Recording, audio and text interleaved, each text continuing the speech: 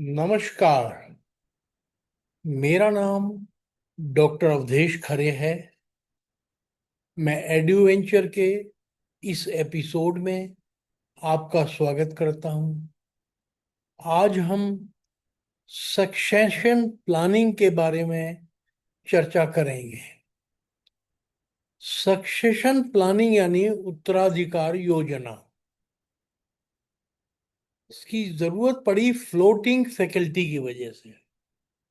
Floating faculty की घटना शैक्षणिक संस्थानों के लिए अनोखी चुनौतियां पेश करती है। गुणवत्तापूर्ण शिक्षा और इंस्टीट्यूशनल स्टेबिलिटी सुनिश्चित करने के लिए प्रभावी टैलेंट मैनेजमेंट बहुत महत्वपूर्ण हो जाता है।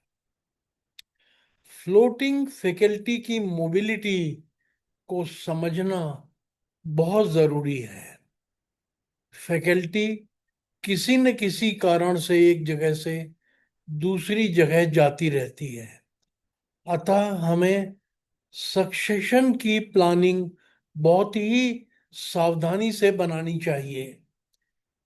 फैकल्टी मोबिलिटी में योगदान देने वाले कारक हैं अन्य संस्थानों में बेहतर वेतन और लाभ, रिसर्च और प्रोफेशनल डेवलपमेंट के बेहतर अवसर, भौगोलिक लोकेशंस की प्राथमिकताएं, संस्थागत सहयोग, इंस्टीट्यूशनल सपोर्ट या रिकॉग्निशन की कमी, अस्थाई टेम्पररी या कॉन्ट्रैक्चुअल पद पर कार्यरत होना। फैकल्टी मोबिलिटी से संस्थानों पर इसका क्या प्रभाव पड़ता है? तो पहला है, पाठ्यक्रम की निरंतरता में बाधा आती है। संस्थागत ज्ञान की हानि होती है। भर्ती और प्रशिक्षण लागत में वृद्धि होती है और शैक्षणिक गुणवत्ता में संभावित गिरावट होती है। तो इसके लिए हम कई रणनीतिक स्ट्रेटजिक डिसिप्लिन वो डिसीजंस ले सकते हैं। पहला है रणनीतिक भर्ती और ऑनबोर्डिंग। ये टारगेटेड भर्ती भी कहलाती है। ऐसे फैकल्टी सदस्यों की पहचान करें जो संस्थान के मिशन और वैल्यूज के साथ दृढ़ता से जुड़े हों और उनके लंबे समय तक इंस्टीट्यूशन में बने रहने की संभावना अधिक हो। व्यापक ऑनबोर्डिंग, नए फैकल्टी सदस्यों के लिए एक स्वागत योग्य और सहायक वातावरण बनाएं और उन्हें आवश्यक रिसोर्सेज, मेंटरशिप प्रदान करें और स्पष्ट अपेक्षाएं बताएं। उदाहरण के लिए एक बड़ी सिस्टम लागू करें जिसमें एक सीनियर अनुभवी फैकल्टी सदस्य एक नए भर्ती हुए सदस्य को संस्थान की संस्कृति यानी कल्चर और प्रोसीजर से परिचित कराता है। अगला है पेशेवर विकास और प्रगति। निरंतर सीखना, फैकल्टी सदस्यों को अपने शिक्षण कौशल को बेहतर बनाने, रिसर्च में शामिल होने और अपने क्षेत्र में हो रही प्रगति में से अवसर रहते के अवसर प्रदान करना चाहिए हमें। कैरियर में उन्नति के मार्ग, कैरियर में आगे बढ़ने के लिए स्पष्ट मार्ग प्रदान करें, जैसे कि पदोन्नति, नेतृत्व में भूमिकाएं और रिसर्च ग्रांट्स के अवसर। उदाहरण के लिए एक फैकल्टी डेवलपमेंट सेंटर स्थापित करें जो कार्यशालाएं, सेमिनार, रिसर्च ग्रांट्स के लिए वित्त पोषण प्रदान करता हो। अगला है प्रतिस्पर्धी वेतन और लाभ। तो बाजार आधारित वेतन, ये सुनिश्चित करें कि फैकल्टी का वेतन उस क्षेत्र के अन्य संस्थानों द्वारा दिए जाने वेतन के मुकाबले प्रतिस्पर्धी हो। अगला है व्यापक लाभ पैकेज। आकर्षक लॉन्ग टर्म लाभ प्रदान करें, जैसे कि स्वास्थ्य बीमा, सेवानिवृत्ति योजनाएं और सवेतन अवकाश। उदाहरण के लिए फैकल्टी सदस्यों को रियायती आवास या चाइल्ड केयर की सुविधा प्रदान की जा सकती है। अगला है सकारात्मक कार्य विवरण को बढ़ावा देना। इसमें सहयोग की संस्कृति होनी चाहिए। एक सहयोगी और सहायक कार्य वातावरण को बढ़ावा दें, जहां फैकल्टी को इम्पोर्टेंस दी जाए और उसे सम्मान महसूस होता हो। अगला है मान्यता और सराहना। शिक्षण, अनुसंधान और सेवा के क्षेत्र में फैकल्टी के योगदान को पहचानें और उन्हें पब्लिकली पुरस्कृत करें। सार्वजनिक रूप से उनकी सराहना करें। फिर वर्क लाइफ बैलेंस। ऐसी नीतियां लागू करें जो एक स्वस्थ वर्क लाइफ बैलेंस का समर्थन करती हो, जैसे कि लचीले कार्य समय और उदार अवकाश नीतियां। उदाहरण के लिए फैकल्टी के लिए नियमित सामाजिक कार्यक्रमों का आयोजन किया जाना चाहिए और शिक्षण और अनुसंधान की उत्कृष्ट उपलब्धियों को पुरस्कार से सम्मानित करना चाहिए। अगला है मार्गदर्शन और सहयोग। मार्गदर्शन कार्यक्रम। औपचारिक मार्गदर्शन कार्यक्रम स्थापित करें जो अनुभवी फैकल्टी को नए नियुक्त फैकल्टी के साथ जोड़ते हों। ओपन डिस्कशन, खुला संवाद। फैकल्टी और प्रशासन के बीच खुले संवाद को एनकरेज करें, जिससे विश्वास और ट्रांसपेरेंसी की संस्कृति का निर्माण हो। उदाहरण के लिए फैकल्टी शिक्षण समुदाय बनाना, जहां विभिन्न विभागों के प्रोफेसर अपनी सर्वोत्तम कार्य प्रणालियों को साझा कर सकें और रिसर्च प्रोग्राम्स पर मिलकर काम कर सकें। अगला है प्रौद्योगिकी का उपयोग, टेक्नोलॉजी का यूज। तो ऑनलाइन फैसिलिटीज को फैकल्टी को वो फैकल्टी की पहुंच प्रदान करवाई जाए ताकि वे अपने शिक्षण और रिसर्च को बेहतर बना सकें। प्रौद्योगिकी प्रशिक्षण कक्षा में अनुसंधान कार्यों में टेक्नोलॉजी का प्रभावी ढंग से उपयोग करके इसको करने के तरीके का प्रशिक्षण प्रदान किया जाए। उदाहरण के लिए ऑनलाइन डेटाबेस और रिसर्च सॉफ्टवेयर और टीचिंग मैनेजमेंट प्रणालियों तक पहुंच प्रदान करना। इन रणनीतियों को लागू करके आप फैकल्टी के लिए एक अधिक स्थिर और सपोर्टिव वातावरण का निर्माण कर सकते हैं, जिससे कर्मचारियों के संस्थान छोड़ने की दर कम हो जाएगी और शिक्षा की गुणवत्ता में सुधार होगा। इसमें टीम लीडर की बहुत बड़ी जिम्मेदारी होती है। कृपया हर शिक्षक के साथ सम्मान से पेश आएं। उन्हें यह महसूस कराएं कि आप उनकी परवाह एक इंसान के तौर पर भी करते हैं, न कि केवल एक शिक्षक के तौर पर। उपलब्धियां और प्रयास, चाहे वे छोटे हों या बड़े हों, उनकी तारीफ करें। आपकी तारीफ आलोचना से कम 4 गुनी अधिक होनी चाहिए। आप गुप्त में जितना ज्यादा टैलेंट लाएंगे अपनी इंस्टीट्यूशन में, आपका इंस्टीट्यूशन में उतना ही ज्यादा योगदान बढ़ेगा। अपने हुनर को निखारें। ऐसा करने से सही मायने में आप टीम को भी मजबूत बनाएंगे। कभी कभी चेन की सबसे कमजोर कड़ी ही ये तय करती है कि पूरा ग्रुप मिलाकर के क्या अचीव कर सकता है। इसलिए हमेशा खुद को बेहतर बनाने की कोशिश करते रहें ताकि टीम की तरक्की कभी ना रुके। जापानी लोग इसे काइजेन कहते हैं। आप ग्रुप में आपसी भरोसे का माहौल, म्यूचुअल कॉन्फिडेंस तभी बना सकते हैं जब आप अपने साथ पर्सनल कॉम्पेटिबिलिटी लेकर आए, व्यक्तिगत काबिलियत लेकर आए।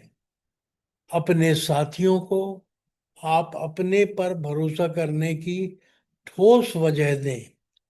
हम टीम लीडर्स को जूनियर साथियों के साथ बहुत समझदारी से हाथ थामना और उन्हें संवारना होता है ताकि उन्हें मार्गदर्शन देते समय अपमानित महसूस ना हो।